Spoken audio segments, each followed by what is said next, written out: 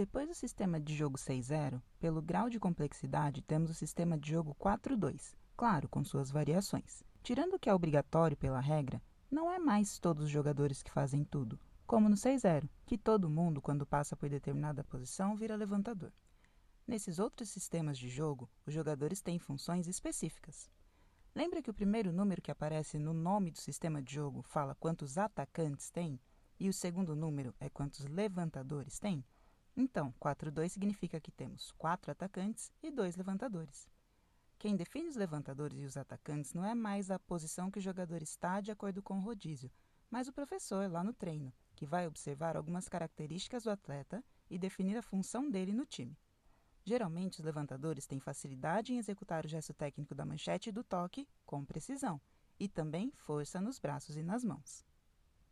Vou falar sobre o 4-2 simples, também chamado de 4-2 aberto ou algum outro nome que possa ter o mesmo sentido, que, por simples, entendemos que é o primeiro estágio do 4-2, ou seja, os atacantes atacam a bola pelas posições de fora da quadra, a entrada e a saída de rede. Sendo assim, a posição final do levantador é a posição 3, meio na frente, assim como no sistema de jogo 6-0.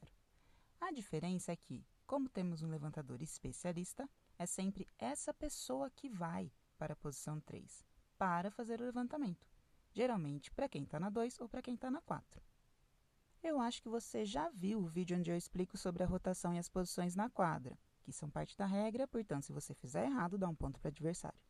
Mas vou passar aqui rapidinho de novo, porque para entender os sistemas de jogo é essencial saber onde eu estou, posição inicial, para saber onde eu vou, posição final, ou com quem eu troco, que é o que o pessoal geralmente pergunta na hora do jogo, o professor quase com cara de choro.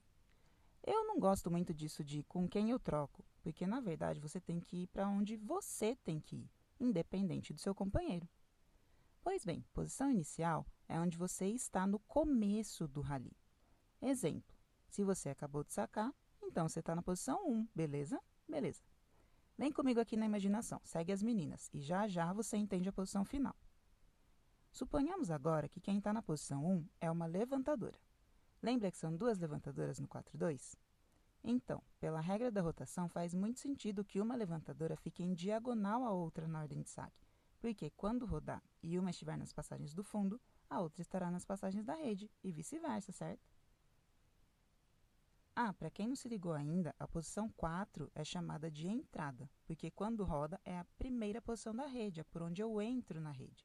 Consequentemente, a posição 2 é chamada de saída, porque quando eu estou na 2 e rodo, eu saio da rede. Ou seja, a 4 é a primeira e a 2 é a última posição da rede. Certo, relembramos a rotação. Agora vamos entender a dinâmica das temidas trocas. Sem pressa, vamos iniciar pela rede.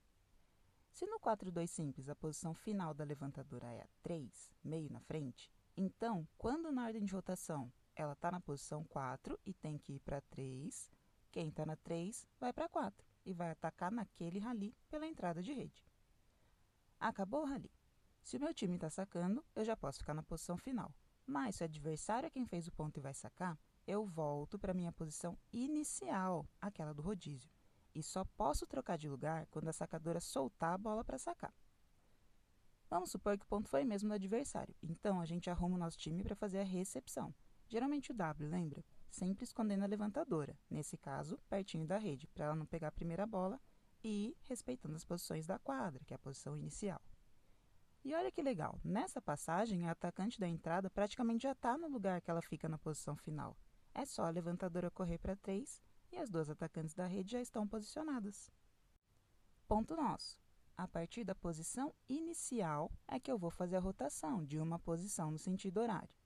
Então, a levantadora estava na 4, rodou, ela vai para 3. Ou seja, chegou na posição final dela no sistema de jogo 4-2 aberto, o que significa que ela não vai ter que ir para lugar nenhum, porque ela já está onde ela tem que ir. As outras jogadoras, claro, também rodam. Quando na rotação a levantadora está na 2, naturalmente ela tem que ir levantar na posição 3. E a atacante que está na 3, no rodízio, vai para 2.